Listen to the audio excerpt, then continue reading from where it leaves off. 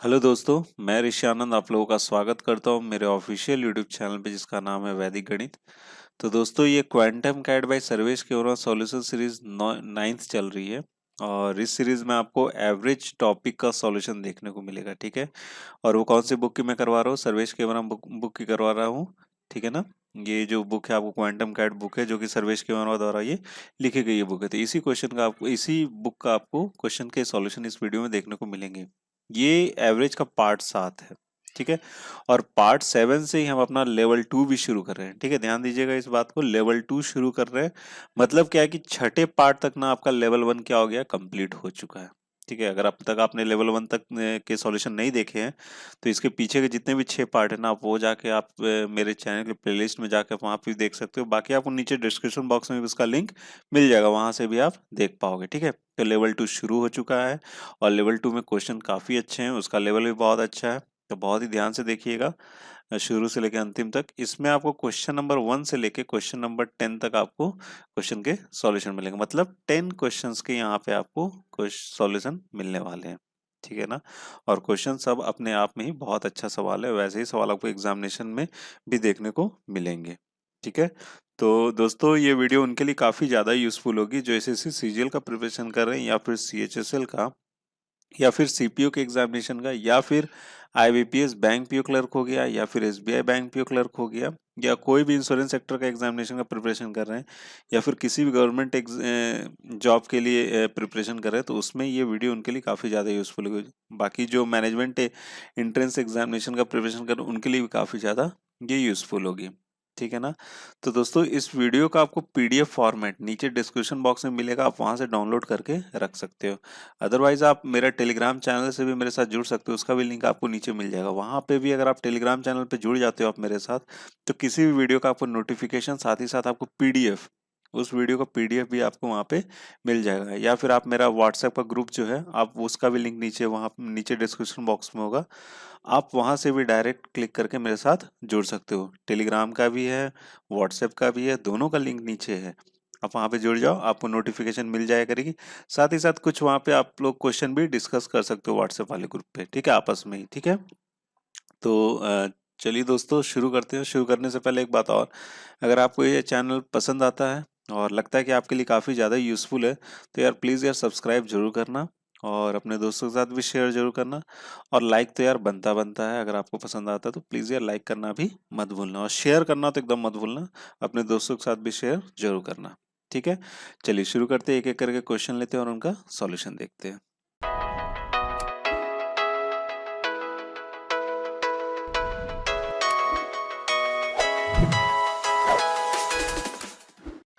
तो दोस्तों पहला सवाल आपकी स्क्रीन पर है। पहला सवाल क्या है?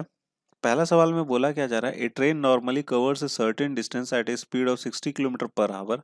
However if it were to halt for a fixed time interval in each hour, its average speed reduced to 50 km per hour. What is the time interval for which the train halt in each hour? ठीक है। देखिए बहुत ही अच्छा सवाल है ये। ऐसा सवाल ना एग्जामिनेशन में देखने को मिलता ही मिलता है। ये बहुत इंपॉर्टेंट सवाल है, एसएससी के एग्जाम में आपको ये क्वेश्चन मिल जाएगा, बाकी रेलवे के एग्जाम में भी ऐसा क्वेश्चन आपको मिल जाएगा। बोल क्या रहा है देखो, इस सवाल को समझ लेते हैं। बोलता क्या है कि कोई एक निश्चित दूरी है, जब वो ट्रेन से कवर करते हैं उसको 60, तो बोल क्या रहा है, train normally covers a certain distance at a speed of 60 kilometre per hour, ठीक है। कोई सर्टेन निश्चित दूरी है ना, उसको 60 किलोमीटर प्रति घंटे की गति से एक ट्रेन उसको कवर करता है, ठीक है। However, if it were to halt for a fixed time interval in each hour, अगर वो ट्रेन हर इंटरवल पे, मतलब हर एक घंटे के इंटरवल पे कोई फिक्स टाइम के लिए हॉल्ट करता है, मतलब रुकता है, तो उसकी एवरेज स्पीड कितनी हो जाती है? 50 किलोमीटर पर आवर हो जाती है। ध्यान समझिएगा, जब ट्रेन कहीं नहीं रुकता है तो उसका स्पीड कितना होता है? Average speed 60 kilometre per our होता है। लेकिन हर घंटे कुछ फिक्स्ड इंटरवल के लिए अगर वो रुकता है, कुछ फिक्स्ड इंटरवल के लिए, तो उसका स्पीड रिड्यूस होकर एवरेज स्पीड कितना हो जाता है? 50 किलोमीटर पर आवर हो जाता है। तब पूछा जा रहा है what is the time interval for which the train halt in each hour. तो पूछा जा रहा है आपसे कि हर एक घंटे बाद जो कुछ समय के लिए फिक्स्ड इंटरवल के लिए जब वो रुक रहा है, तो कितने देर के लिए रुक रहा है वो ट्रेन, ठीक है। तो चलिए इस सवाल को हल करते हैं, बहुत ही सिंपल तरीके से हल करते हैं।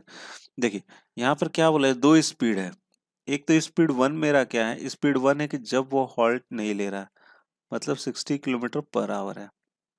ठीक है, अब देखिए दूसरा क्या है, दूसरा आपको स्पीड 2 है जब वो हॉल्ट ले रहा है। जब वो हॉल्ट ले रहा है तो उसका एवरेज स्पीड कितना होता है, 50 किलोमीटर पर आवर होता है। ठीक है, हमारे पास दो स्पीड है। अब देखिए ये सर्टेन डिस्टेंस जो है ना हमको नहीं दिया है, सर्टेन डिस्टेंस नहीं दिया है, हमें सिर्फ स्पीड दे दिया गया है और बोल रहा है कि हर एक घंटे वो कितना इंटरवल रुकता है, कितने मिनट रुकता है, वो हमको आप बताओ। ये चीज यहाँ पे पूछ रहे, तो हमने करना क्या है, हमने सबसे पहले ये सोचना है करना क्या है। तो देखो, जब कुछ नहीं दिया रहे ना, जब कुछ नहीं दिया रहा है, सिर्फ हमारे पास कोई एक ही चीज दिया रहा है ना, मैंने हो सकता है किसी वीडियो में आपको ये चीज, ये तरीका बताया होगा, हो सकता है टाइम एंड वर्क वाले में बताया हो, कहीं ना कहीं बताया होगा जरूर आपको। ठीक है, तो करना क्या होता है, आपने करना क्या है, यहाँ पे 60 किलोमीटर पर आवर है जब वो हॉल्ट नहीं ले रहा है। जब वो हॉल्ट ले रहा है तो उसका कितना हो रहा है, 50 किलोमीटर पर आवर हो रहा है। ठीक है, आप एक काम करो, 60 और 50 का क्या कर लो, एलसीएम ले लो। क्या करोगे, ध्यान समझना, एलसीएम लेना है, किसका किसका एलसीएम लेना है, 60 का और 50 का, जो भी दिया रहा है उसका एलसीएम ले लो। तो एलसीएम जो लोगे ना, तो एलसीएम, इन दोनों का एलसीएम कितना आ जाएगा, इन दोनों का एलसीएम आ जाएगा 300 आ जाएगा। इन दोनों का एलसीएम कितना आ जाएगा, 300 आ जाएगा। तो हमने जो भी एलसीएम आएगा ना उसको क्या मान लेना है, डिस्टेंस मान लेना है। क्या मान लेंगे हम लोग, डिस्टेंस मान लेंगे। मानेंगे, होगा नहीं, वो निश्चित दूरी जो यहाँ पे बोल रहा है, निश्चित दूरी 300 किलोमीटर के बराबर नहीं होगा। बस हमने क्या करना, उसको 300 किलोमीटर हमको उसको वो दूरी मान लेना है। अगर आपसे कोई पूछता है तो आप ये मत बोल देना कि 300 किलोमीटर उसकी दूरी है, वो दूरी जो तय कर रहा हो 300 किलोमीटर, ऐसा नहीं, हमने मान लेना है, यहाँ पे कुछ दिया नहीं है। तो क्या मानेंगे, चुपचाप यही करना, जो भी इनका एलसीएम आएगा उसको मान लेना। तो कितना हो जाएगा, 300 किलोमीटर हो गया। ठीक है, मतलब वो निश्चित दूरी कितने के बराबर है, 300 किलोमीटर के बराबर है, ये ऐसा हमने माना है। तो जो भी हमारे पास डिस्टेंस आया ना, अब उसको स्पीड से डिवाइड करो। स्पीड से डिवाइड करेंगे तो स्पीड कितना है, यहाँ पे 60 किलोमीटर पर आवर है, तो 300 बटे में 60 कितना आ जाएगा, 5, 5 आ जाएगा। इसको हमने टाइम मान लिया। यही होता है ना, डिस्टेंस बटे में स्पीड क्या होता है, टाइम होता है। उसी प्रकार से यहाँ पे भी कर लो, स्पीड 2 में हम लोग करते हैं तो अगर 50 से डिवाइड करें तो कितना आ जाएगा, यहाँ पे 6 आ जाएगा। ठीक है, तो आपको ये चीज दिख रहा है कि ये इसने ये दूरी कितने देर में कवर की है, 5 घंटे में, जब कहीं नहीं रुका है। ठीक है, और उसने वही दूरी 300 किलोमीटर की दूरी उसने 6 घंटे में तय की है, जबकि वो हर घंटे कुछ एक इंटरवल के लिए रुक रहा था। मतलब क्या है कि 6 घंटे में वो कितना घंटा रुक रहा है, 6 घंटे में वो 1 घंटा तो रुक ही रहा है, क्योंकि जब रुक रहा था तो 5 घंटे में कंप्लीट कर रहा, जब नहीं रुक रहा था तो 5 घंटे में कंप्लीट कर रहा, तो जब रुक रहा है तो 6 घंटे में कर रहा था। मतलब कितना घंटा ले रहा है, 1 घंटा ले रहा है, मतलब 6 माइनस 5 दैट इज 1।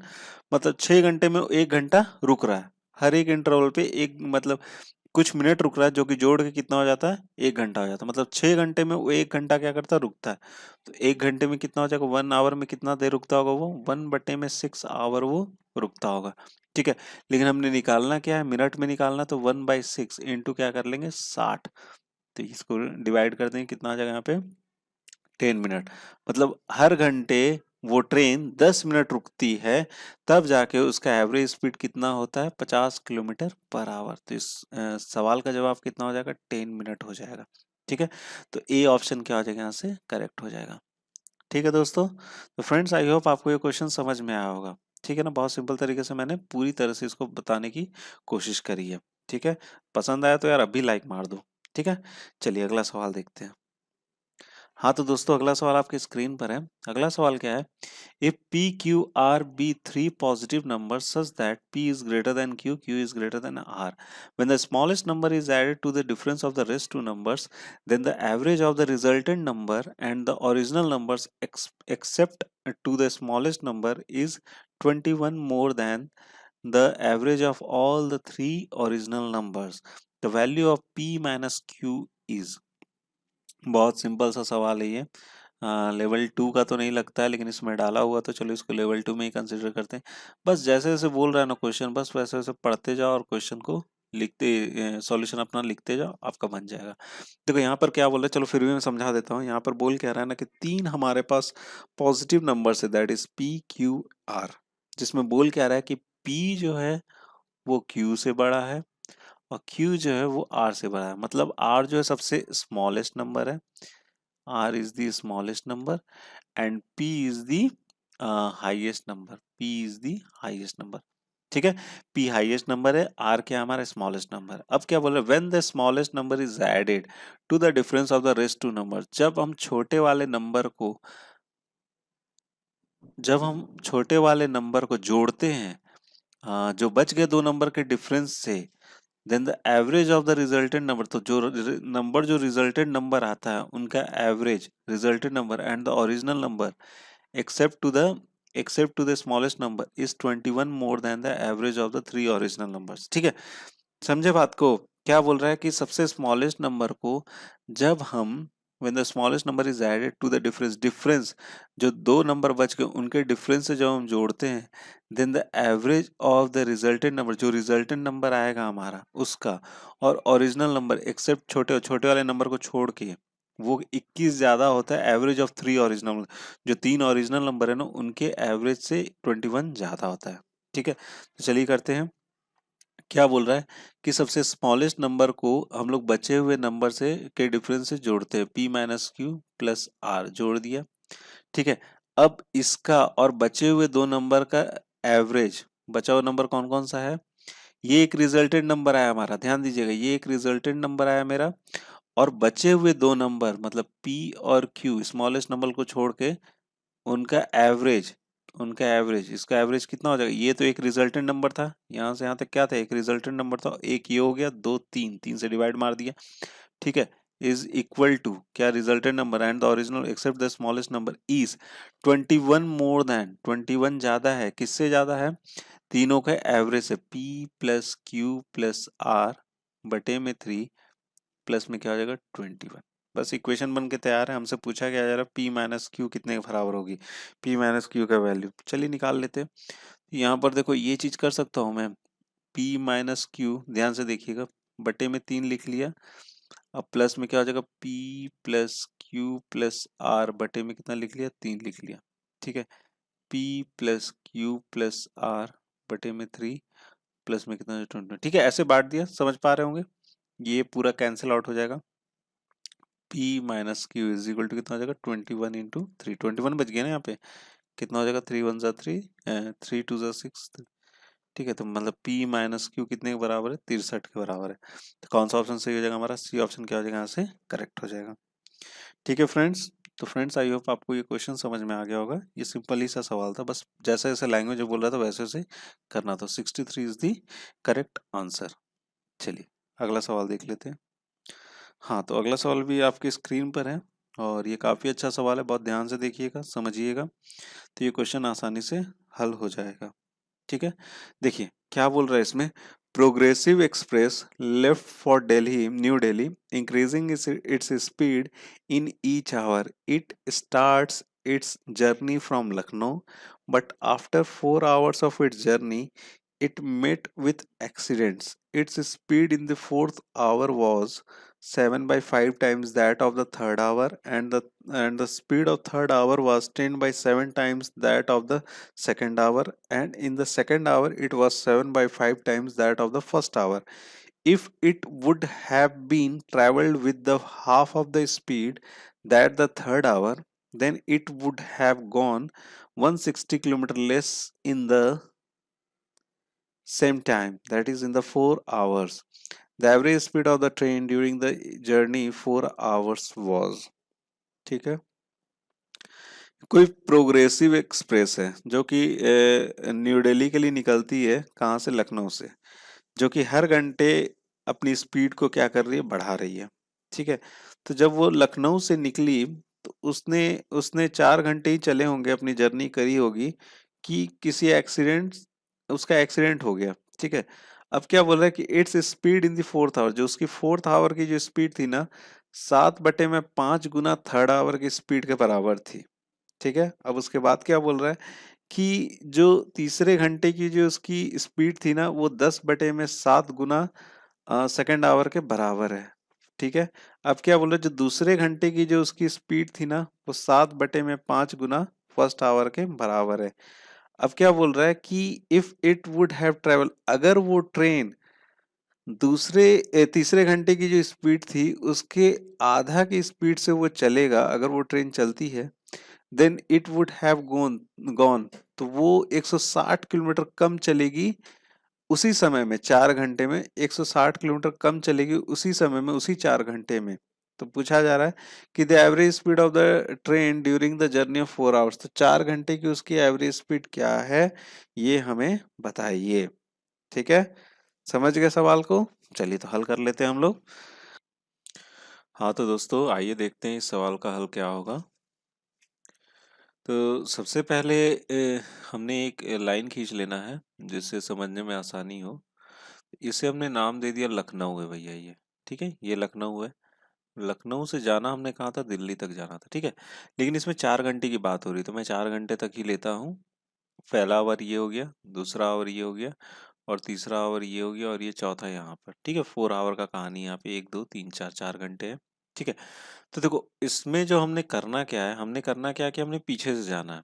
ठीक है, क्या करना, फर्स्ट आवर से स्टार्ट करना। क्या बोल रहा है कि यहाँ से स्टार्ट करता है, and in the second hour it was 7/5 times that of the first hour. तो पहले आवर का जो सेकेंड आवर में जो स्पीड है वो कितना है, 7/5 गुना है।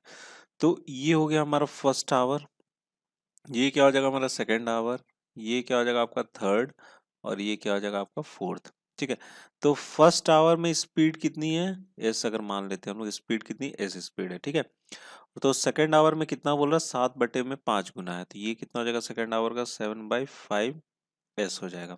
ठीक है, अब क्या बोल रहा है कि in the third hour was 10/7 times that of the second hour, मतलब सेकेंड आवर का 10/7 टाइम्स है। मतलब कितना है यहाँ पर, 7/5 है, उसका बोला जा रहा है कितना, 10/7।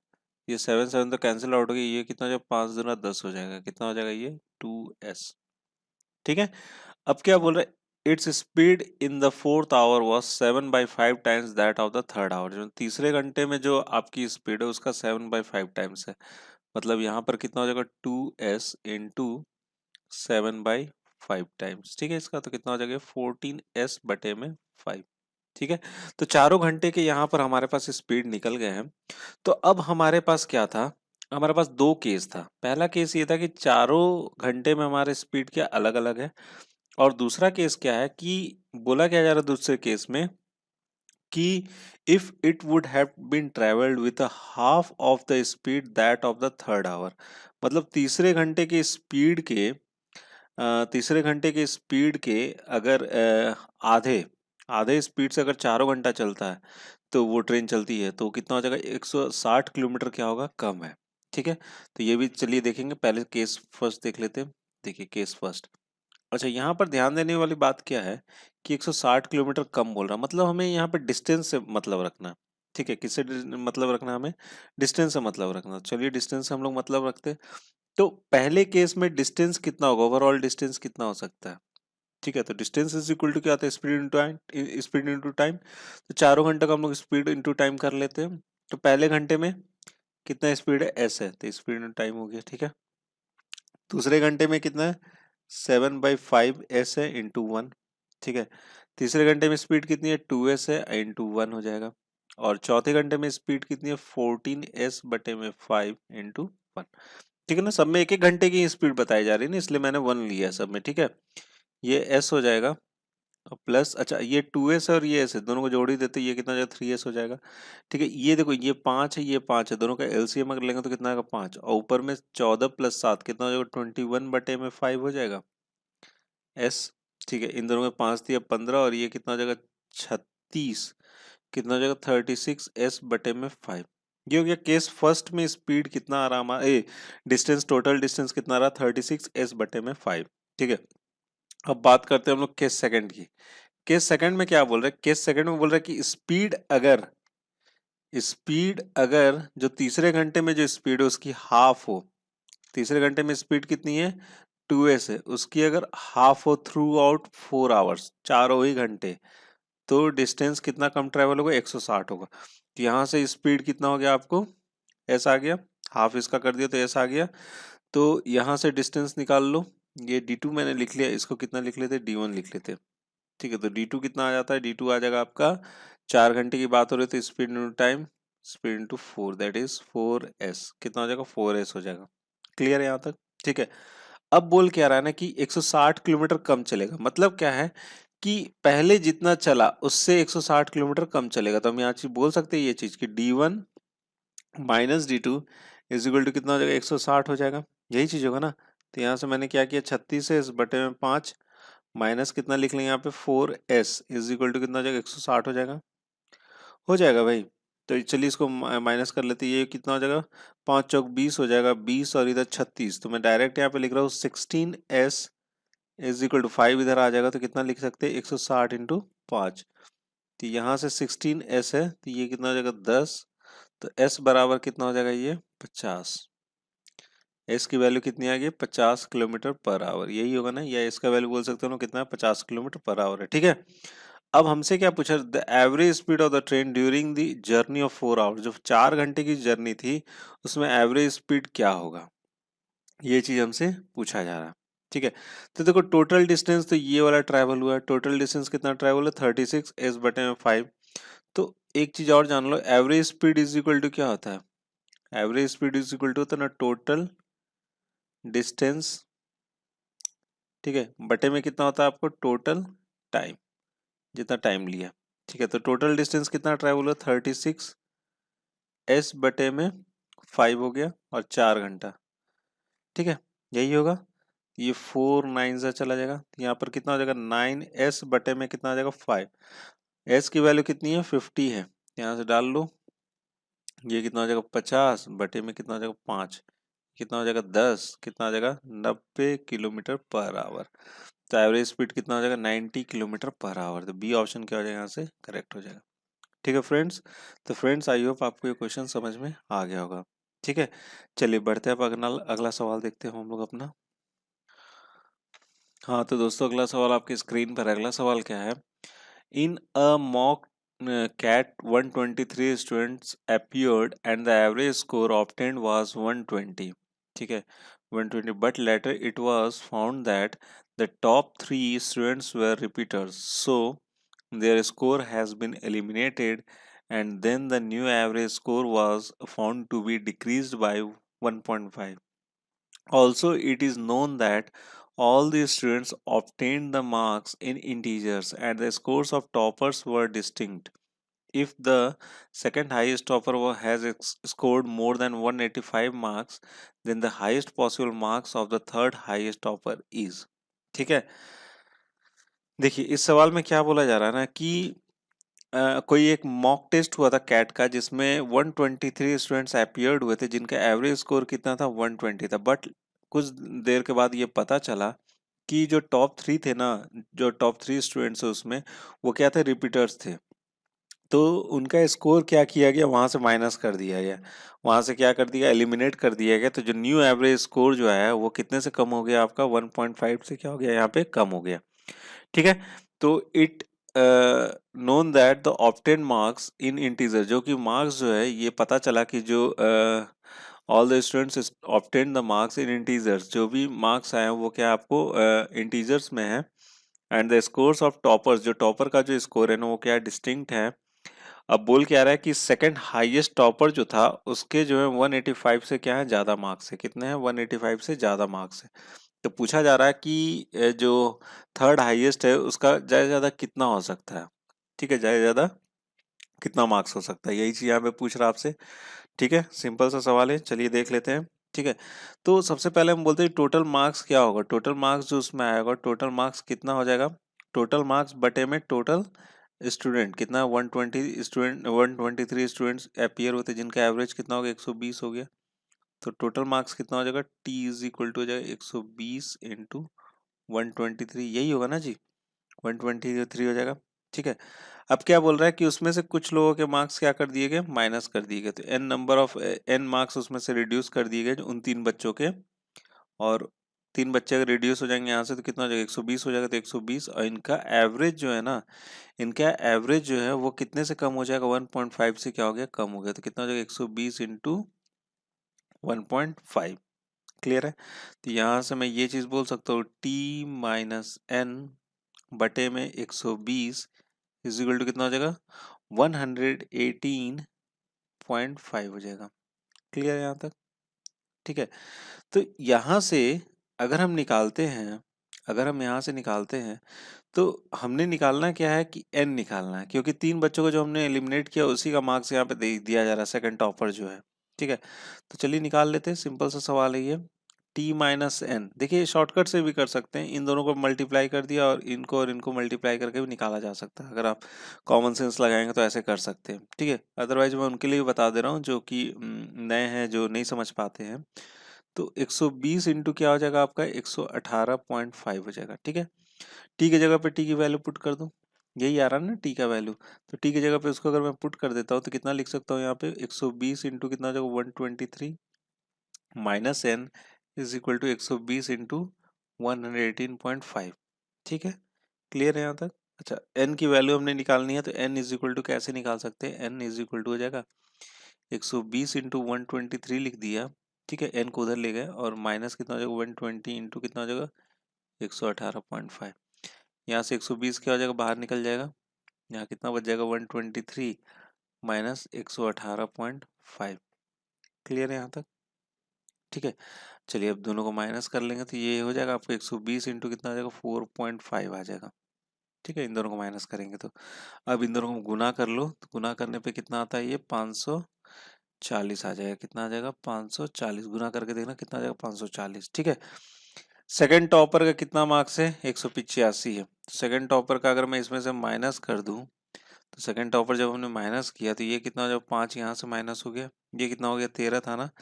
तो 13 में से जब हम माइनस करेंगे तो 5 5 10 हो गया, 185। रुकिए, if the second highest topper है स्कोर्ड मोर देन 85, रुकिए सेकंड 185 यहाँ से नहीं माइनस करेंगे। ठीक है, 185 नहीं माइनस करेंगे। देखिए यहाँ पर कितना है, आपको टोटल मार्क्स कितने हैं, 540 है ना। बोल क्या रहा है कि इससे ज्यादा है, 185 से ज्यादा है, लेकिन हमसे ये बोला जा रहा है कि then the highest possible of score of the third highest का हाईएस्ट पॉसिबल क्या मार्क्स हो जाए। देखो यहाँ पर 185 से बोल रहे, सेकंड टॉपर का क्या ज्यादा है, तो 185 से ज्यादा तो हम क्या बोल सकते हैं, यहाँ पे 186 बोल सकते हैं कि 186 हो सकता है सेकंड टॉपर का। ये मैं बोल सकता हूँ ना, सेकंड टॉपर का 186 है, बोला जा सकता है, कोई दिक्कत नहीं है। ठीक है, क्योंकि 185 से ये भी ज्यादा, तो मिनिमम ही लेके चलेंगे, ज्यादा नहीं लेके चलेंगे। हाईएस्ट क्योंकि पूछ रहा है ना कि थर्ड वाले का हाईएस्ट टॉपर का, थर्ड हाईएस्ट टॉपर का हाईएस्ट पॉसिबल मार्क्स कितना हो सकता है, तो इसको मिनिमम लेंगे तभी तो उनका हाईएस्ट आएगा। ठीक है, तो यहाँ पर 4 आगे, इसको माइनस करो तो ये हो जाएगा 8 5 कितना हो जाएगा, 8 5 13 हो जाएगा, 354 आ जाएगा।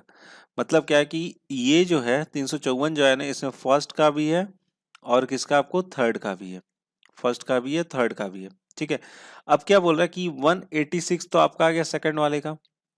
तो हम एक चीज बोल सकते हैं कि फर्स्ट फर्स्ट वाले टॉपर का कितना 187 है, क्योंकि मिनिमम बोला जा रहा है लेने के लिए, इसलिए क्योंकि हाईएस्ट थर्ड का आ सके।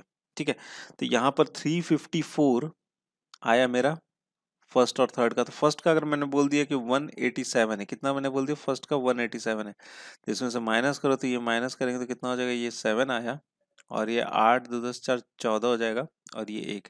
मतलब क्या है कि ये हो जाएगा आपका किसका, थर्ड टॉपर का, और ये कौन सा था, आपका फर्स्ट टॉपर था।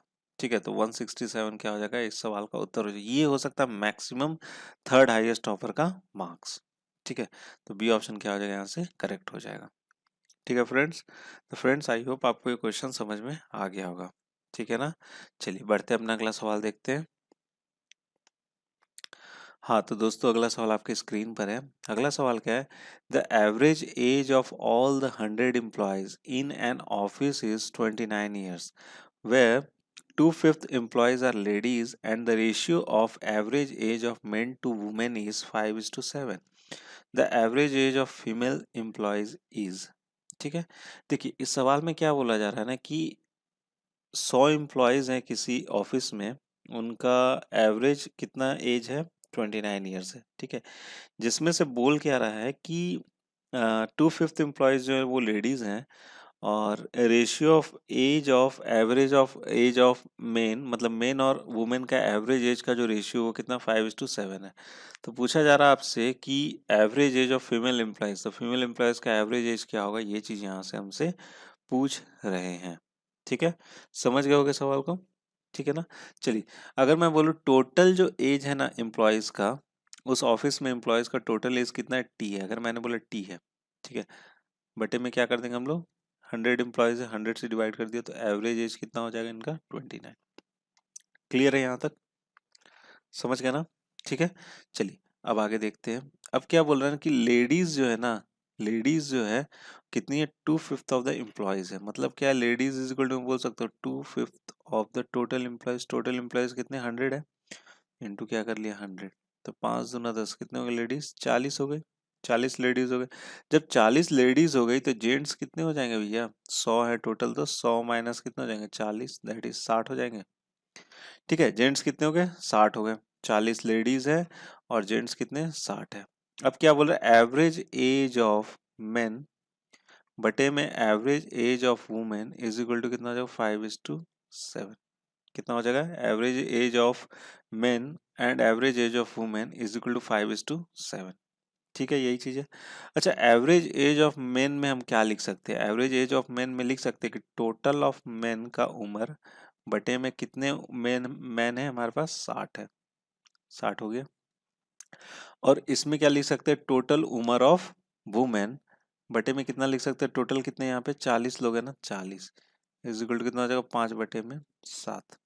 ठीक है, तो ये ऐसे लिखा जा सकता है, TM बटे में TW, ऊपर में क्या चला जाएगा 40 और नीचे में कितना आ जाएगा आपका 60 इज इक्वल टू 5/7।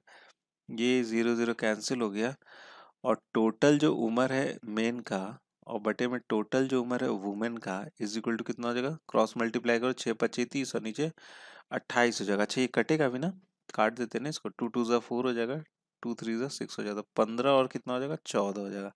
ऊपर में आ जाएगा 15 और नीचे में कितना आ जाएगा 14। ठीक है भाई, सेटिस्फाई है, 2 को 7 से मल्टीप्लाई किया, 5 से 3 को किया तो कितना होगा 15 और 14 हो गया। ठीक है, तो टोटल ये क्या हो गया हमारा, टोटल एज हो गया, सॉरी रेशियो आ गया, टोटल मेन का एज से टोटल वुमेन का एज का रेशियो कितना हो गया 15:14 हो गया। अच्छा, यहाँ से मैं बोल सकता हूँ कि टोटल अगर मैं सम निकालूं पूरे ऑफिस का तो टोटल इज इक्वल टू कितना हो जाएगा 2900 हो जाएगा। ठीक है, अब यही 2900 किनका किनका है, एक तो इसमें मेल है और एक कौन है यहाँ पे फीमेल है, यही दोनों का है ना। और टोटल मेन का उम्र ये है और टोटल फीमेल का उम्र ये है। ठीक है, यही है, कितना रेशियो में आपको 15:14। इसे डिवाइड करेंगे तो कितना हो जाएगा, ये 29 से डिवाइड के 100, तो मतलब क्या है कि टोटल जो मेन का जो है उम्र वो कितना 1500 और टोटल जो लेडीज का जो उम्र है वो कितना आपको 1400, फीमेल का कितना 1400 है। हमसे पूछा क्या जा रहा था, average age of female, female का एवरेज एज पूछा जा रहा था।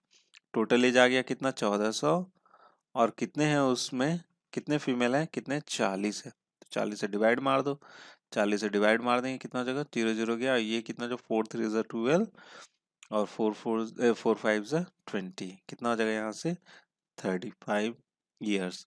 मतलब फीमेल की एवरेज एज क्या है 35 ईयर्स है।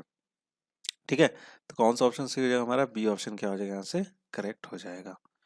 ठीक है ना फ्रेंड्स, चलिए अब अगला सवाल देखते हैं। हाँ तो दोस्तों अगला सवाल आपके स्क्रीन पर है। ठीक है, देखिए क्या है, there are two houses in parliament, one is Lok Sabha and the other one is Rajya Sabha, and the member of parliaments MPs in both the houses is 300 and 200 respectively. The average age of members of Lok Sabha and Rajya Sabha is 40 years and 50 years respectively. A members of Rajya Sabha were when elected for the Lok Sabha also he left the Rajya Sabha and becomes a member of Lok Sabha. Thus, the average age of both the houses increases. Which one of the following statement is true? देखिए पूरा conceptual question है। ठीक है, ये बहुत conceptual question है और ऐसा क्वेश्चन जो आपको बैंक के एग्जामिनेशन में देखने को मिल सकता है या फिर कैट के एग्जामिनेशन में भी देखने को मिल सकता है। ठीक है, तो चलिए पहले सवाल समझ लेते हैं। सवाल में क्या बोला जा रहा है कि दो हाउसेज होते हैं पार्लियामेंट में, आपको ही पता होगा। तो एक जो हाउस होता है ना, चलिए साथ साथ इसको सॉल्व भी करते चलते। एक जो हाउस है वो कौन सा होता है आपको, लोकसभा, ये पता होगा। और दूसरा क्या होता है आपको, राज्यसभा, ये दो हाउसेज होते हैं। ठीक है, तो इसमें क्या होते हैं, मेंबर ऑफ पार्लियामेंट्स होते हैं। तो मेंबर ऑफ पार्लियामेंट जो है लोकसभा में कितने 300 हैं और राज्यसभा में कितने 200 हैं। ठीक है भाई, अब क्या बोल रहा है कि the average age of the members of Lok Sabha, Lok Sabha में जो है एवरेज एज कितना है लोकसभा के मेंबर्स का, उसका है 40 साल है। ठीक है। और राज्यसभा में जो एवरेज एज है लोगों का, ठीक है, जो मेंबर्स उनका अगर देखा जाए तो वो कितना है आपको 50 ईयर्स है। अब क्या बोल रहा है कि ए member of the Rajya Sabha when elected for the Lok Sabha, अगर कोई मेंबर जो राज्यसभा में है अगर वो इलेक्टेड होता है लोकसभा के लिए तो राज्यसभा को छोड़ देगा और छोड़ के किसका मेंबर बन जाएगा, लोकसभा का बन जाएगा। तो ऐसा ही एक होता है, तो क्या होता है वहां पे कि दोनों का एवरेज एज क्या हो जाता है, इंक्रीज हो जाता है। दोनों का एवरेज एज क्या हो जाता है, इंक्रीज हो जाता है। दोनों हाउस के जो एवरेज एज होता है ना, इंक्रीज होता है। मतलब राज्यसभा से कोई मेंबर, समझिएगा ध्यान से, राज्यसभा का कोई मेंबर वो इलेक्ट हो गया किसके लिए, वो चुनाव में जीत गया किसके लिए, लोकसभा के लिए। तो वो राज्यसभा का मेंबर छोड़ के वो किसका मेंबर बन जाएगा, वो लोकसभा का। तो वैसा ही कोई व्यक्ति वैसा हुआ, ऐसे ही एक मेंबर के साथ हुआ जो कि राज्यसभा से इलेक्ट होकर लोकसभा में चला गया, तो राज्यसभा को छोड़कर किस में जा रहा है, लोकसभा में जा रहा है। तो जब ऐसा कर रहा है ना, तो दोनों जगह पे क्या हो जा रहा है, उसका एवरेज एज क्या हो रहा है, एवरेज एज जो है राज्यसभा का और लोकसभा का वो क्या हो रहा है, इंक्रीज हो जा रहा है। वो क्या हो जा रहा है, इंक्रीज हो जा रहा है। तो आप इसको बहुत ध्यान समझिएगा कि अगर हम किसी ग्रुप को छोड़ के जाते हैं, अगर हम किसी ग्रुप को छोड़ के जाते हैं, अगर हम मेरे पास उसका कम वेट है, मैं फॉर एग्जांपल दे रहा हूँ, अगर मेरे पास वो जो एवरेज वेट जो है उस ग्रुप का, अगर उससे मेरे पास कम वेट है तो ऑब्वियस सा बात है उस ग्रुप का एवरेज वेट क्या हो जाएगा, बढ़ जाएगा। और अगर हम किसी अदर ग्रुप में जाते हैं, ज्वाइन कर रहे हैं, ये तो छोड़ने की बात हो गई, यहाँ पे छोड़ने की बात हो गई। अगर हम दूसरे ग्रुप को क्या कर रहे हैं, ज्वाइन कर रहे हैं, और जो एवरेज वेट है उस ग्रुप का अगर उससे हम ज़्यादा वेट लेके जा रहे हैं, तो ऑब्वियस सा बात है वो क्या हो जाएगा, इंक्रीज हो जाएगा। वहाँ क्या हो जाएगा, सबका एवरेज इंक्रीज हो जाएगा। ठीक है। तो वही काम हुआ यहाँ पर, क्या बोला जा रहा है कि जो हम वेट यहाँ जो एवरेज एज जो व्यक्ति यहाँ से छोड़ रहा है उसका एज जो होगा वो 50 से क्या होगा, कम होगा। ठीक है, उसका 50 से क्या होगा, कम होगा। और जो इसमें ज्वाइन कर रहा वही व्यक्ति उसका 40 से क्या होगा, एज ज्यादा होगा। मतलब उसका एज जो होना चाहिए वो क्या होना चाहिए, 50 और 40 के बीच में होना चाहिए। तभी ये काम होगा कि इधर भी बढ़ेगा एवरेज एज और इधर भी एवरेज एज क्या होगा, बढ़ेगा लोकसभा में भी। ठीक है, समझ गया। अब देख लो कौन सा ऑप्शन सही है। The age of this member is greater than 50 years, हाँ होना तो चाहिए लेकिन 40 से कम भी होना चाहिए। The average of members is less than 40 years, 40 से कम होना चाहिए, मतलब दोनों सेटिस्फाई कर रही है और भी दोनों। सी देख लेते हैं, the age of this member is greater than 40, ठीक है, बट लेस देन 50, मतलब क्या है, सी हमको क्या कर रहा है, संतुष्ट कर रहा है इस सवाल को। तो सी ऑप्शन क्या हो जाएगा यहाँ से, करेक्ट हो जाएगा। ठीक है फ्रेंड्स। तो फ्रेंड्स ये कंसेप्चुअल क्वेश्चन था। ठीक है, इसमें कुछ सॉल्व नहीं करना था, कुछ भी नहीं करना था, बस इसे कंसेप्ट से ही समझ लेना था। ठीक है। तो फ्रेंड्स आई होप आपको ये क्वेश्चन समझ में आ गया होगा। चलिए बढ़ते अपना अगला सवाल देखते हैं। हाँ तो दोस्तों ये 3 सवाल एक साथ ही हैं और इसका डायरेक्शन क्या ऊपर में लिख रखा गया 7 8 9 का। तो आइए देख लेते क्या है। यहाँ पर क्या बोल रहा है, 8 years ago there were 5 members in the Arthur's family and then the average age of family was 36 years. Meanwhile, Arthur got married and gave birth to a child. Still, the average age of his family is same now. ठीक है। तो देखिए direction में क्या बोला ना, 8 साल पहले की बात है। अर्थर के फैमिली में कितने मेंबर हुआ करते थे, 5। ठीक है। और उनका एवरेज एज क्या कि हुआ करता था उनके फैमिली का, 36 साल। कितना, 36 ईयर्स। अब क्या हुआ, यही 8 साल पहले की बात हो रही है। अब 8 साल अभी जो प्रेजेंट में आने में कितना समय लगा, 8 साल लगा। और उसी दौरान अर्थर का क्या हो गया, शादी हो गया। क्या हो गया, शादी हो गया। अब जब शादी हो गया तो फिर बच्चे भी होंगे। तो उन्होंने क्या हुआ, उनका बच्चे भी हुआ। अभी भी क्या है ना, अभी भी उनके फैमिली का क्या है, एवरेज वही है। एवरेज एज कितना है, अभी भी उतना ही है। तो आप ध्यान दीजिएगा, पहले यहाँ पर कितने लोग थे, 5 लोग थे उसकी फैमिली में। अब कितने हो गए होंगे, एक तो जिससे शादी किया औरत को उसको लेकर आया होगा लड़की को, ठीक है, और एक जो बच्चा हुआ। मतलब अब कितने हो गए, 7 लोग हो गए। अब फैमिली में 7 लोग हैं 8 साल बाद, और उनका एवरेज एज कितना, 36 ही साल है। ठीक है, यही चीज बोलना चाह रहा है यहाँ पे। ठीक है, चलिए सवाल करते हैं। अब हम लोग कंसेप्ट समझ गए होंगे। देखिए क्या बात हो रहा है यहाँ पे, 8 साल पहले की बात हो रही है, अगो की बात हो रही है। अगो में उसमें कितने मेंबर थे, 5 मेंबर थे, जिनका एवरेज कितना था, 36 ईयर्स था। कितना था, 36 ईयर्स था। क्लियर है। तो टोटल कितना हो जाएगा इनका उम्र, अगर टोटल उम्र देखा जाए पूरी फैमिली का तो कितना हो जाना चाहिए, 36 × 5, कितना हो जाएगा, 5 × 6 = 30 हो जाएगा, 5 × 3 = 15, 3 × 18, 180 था, 180 साल क्या है टोटल है। ठीक है, अब 8 साल गुजरे, ठीक है, 8 years, और यहाँ क्या आ गया आपका प्रेजेंट आ गया, क्या हो गया आपको प्रेजेंट हो गया।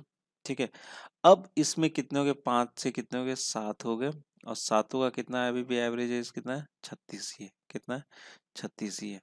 क्लियर है ना, मतलब कितना है अभी इनका, 7 × 6 = 42 हो जाएगा, 7 या 21 और 4 कितना, 25, मतलब कितना, 252। ठीक है, अब कितना इनका टोटल एज कितना हो जाएगा, 252, 7 × 36 किया हुआ, कुछ अलग नहीं किए हैं, 7 × 36 की, दैट इज 252। ठीक है, अब अपने सवाल में आ जाते हैं, जो भी था हमारे पास हमने उतना निकाल दिया।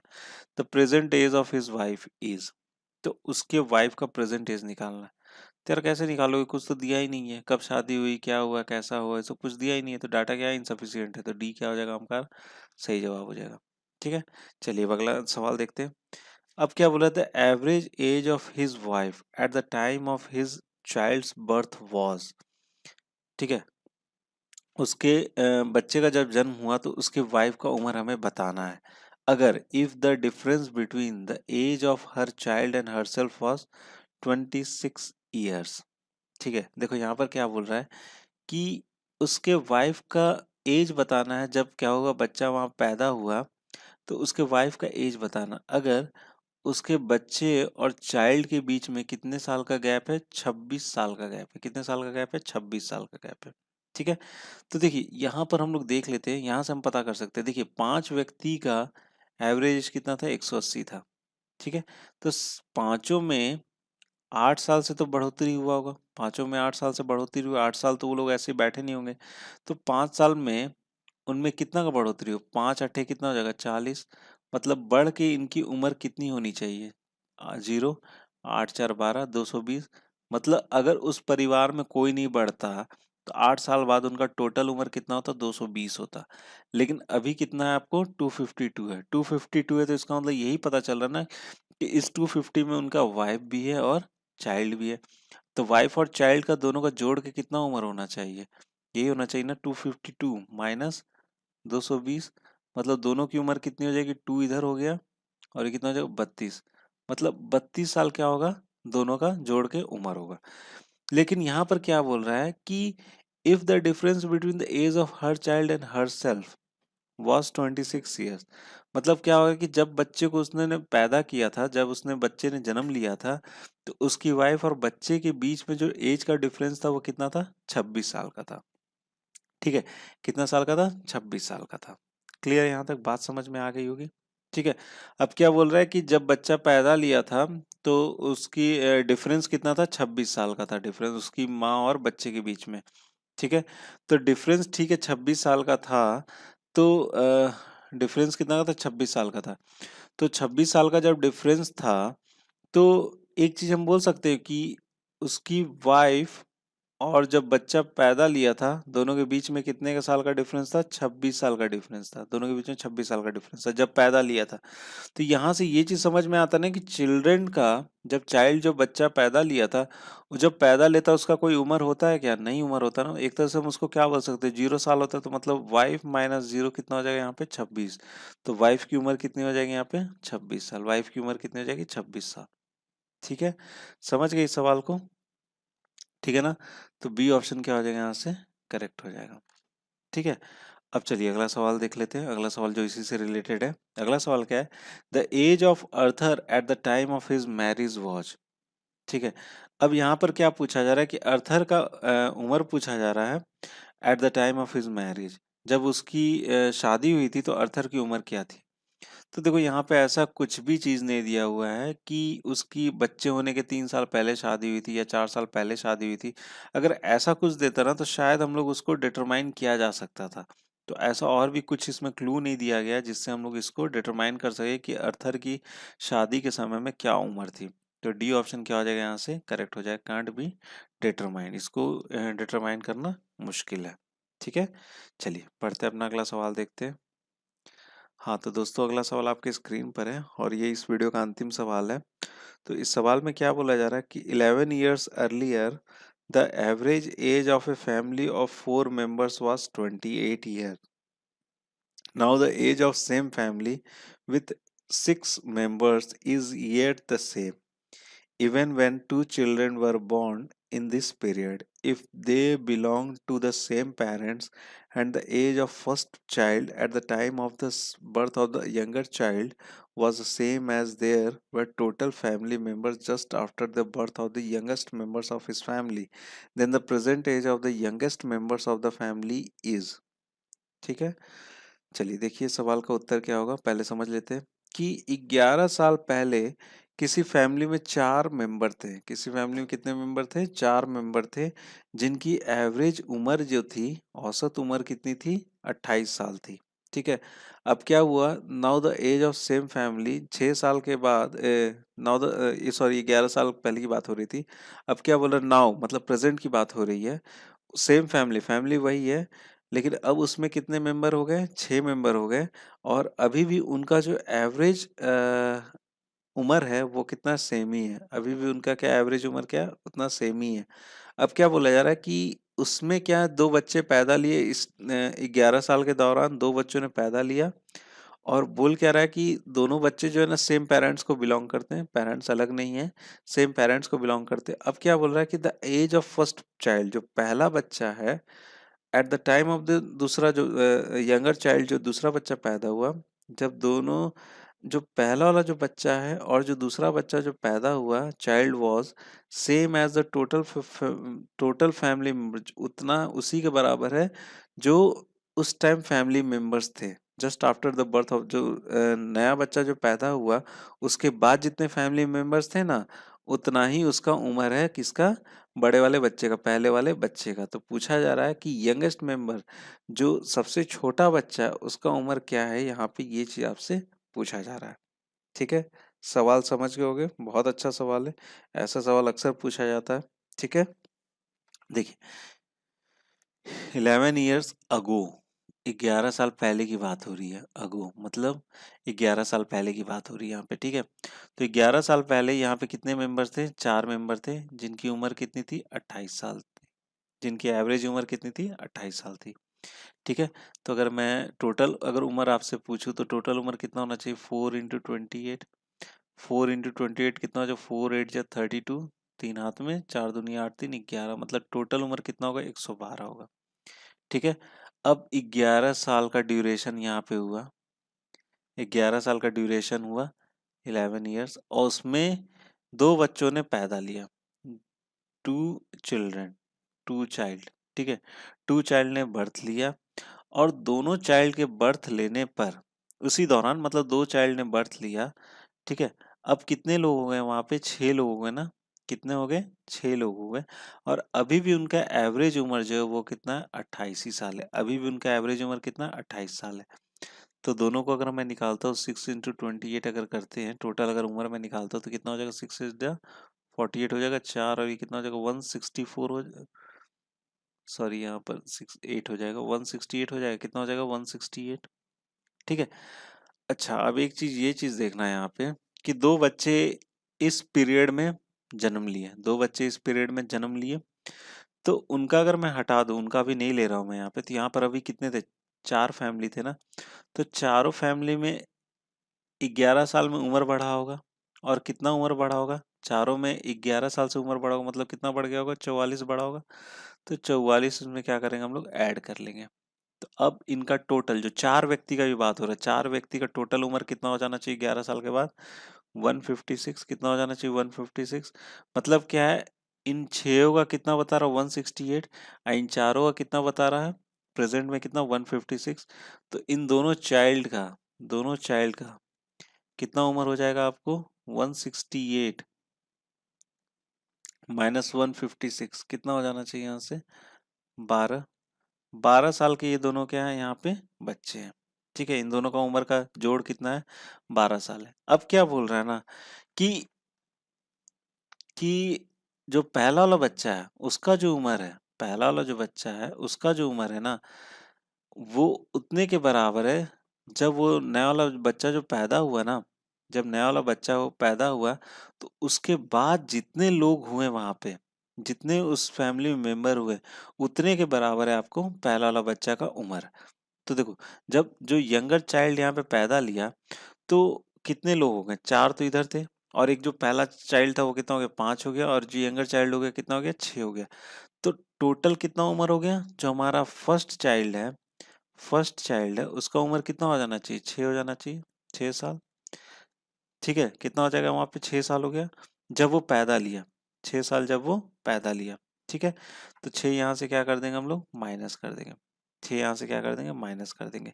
ठीक है, तो माइनस करेंगे तो कितना आ जाएगा, यहाँ पे छह आ जाएगा। छह जब हमने 12 से माइनस किया तो कितना आ गया, छह। अच्छा, ये 6 साल, 6 ईयर्स जो था फर्स्ट चाइल्ड का, वो क्या था, जब दूसरा वाला बच्चा पैदा ले रहा था।